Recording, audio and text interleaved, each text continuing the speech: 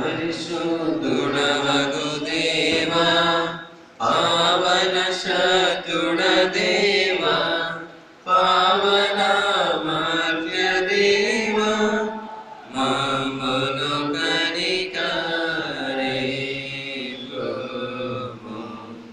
ఈ సమయంలో పత్రిక పాఠ్య భాగం నుంచి ఎఫెసీయులకు రాసిన పత్రిక 6వ అధ్యాయం 1 నుంచి 9 వచనాలు సహోదరి డోరి సహాయం చేస్తారు.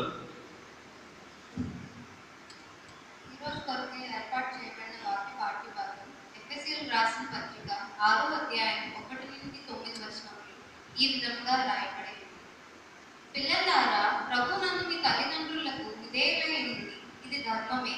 నీకు మేలు కలుగునట్లు నీ తండ్రిని తల్లిని సన్మానించు, అప్పుడు నీవు భూమి మీద దీర్ఘాయుష్మంతుడు వగుదువు.